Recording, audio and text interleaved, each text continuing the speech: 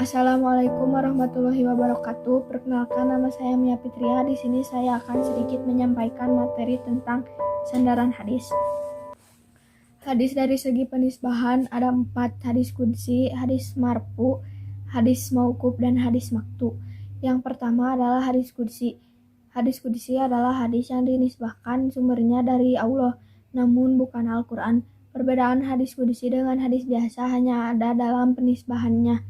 Nilai hadis qudsi sama seperti hadis lainnya, tergantung kepada sanad dan matannya. Hadis qudsi ada yang sahih, hasan, dan ada juga yang dhaif. Jumlah hadis qudsi tidak ada yang pasti tentang jumlah dengan jenisnya. Tidak ada yang menyebutnya secara pasti. Penyebabnya karena masih ada perbedaan kriteria. Ada yang mensyaratkan penegasannya di awal,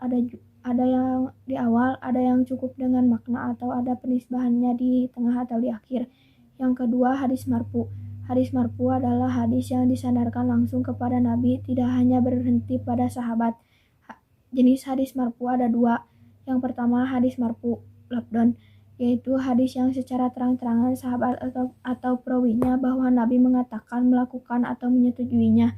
Yang kedua, marfu hukman, yaitu hadis di mana sahabat yang meriwayatkannya tidak secara terang-terangan menyatakan bahwa Nabi mengatakan, melakukan, atau menyetujuinya. Alasan marfu labdon, hadis ini diriwayatkan langsung Anas radhiyallahu anhu dari Nabi SAW. Oleh karenanya, hadis marfu labdon ini bisa dijadikan salah satu contoh hadis marfu kepada Nabi.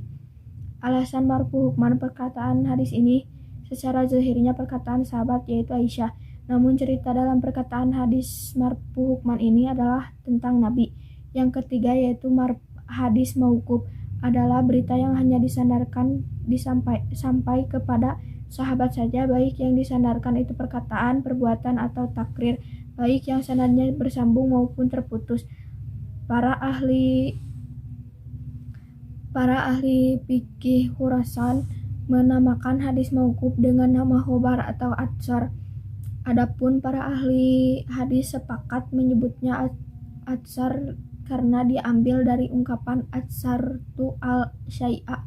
Sahabat adalah mereka yang bertemu dengan Rasul dalam keadaan mukmin dan meninggal dalam keadaan mukmin. Yang pertama, hadis ini disebut mauquf sebab labdon tersebut adalah perkataan Ibnu Umar sendiri. Yang kedua, hadis mauquf ada yang sahih dan ada juga yang tidak sahih, tergantung dari kekuatan sanadnya.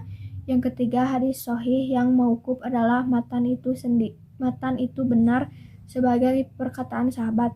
Yang keempat, pada prinsipnya hadis mauquf tidak dapat dijadikan hujjah kecuali ada tanda-tanda yang menunjukkannya atau dalil lain yang bermakna sama.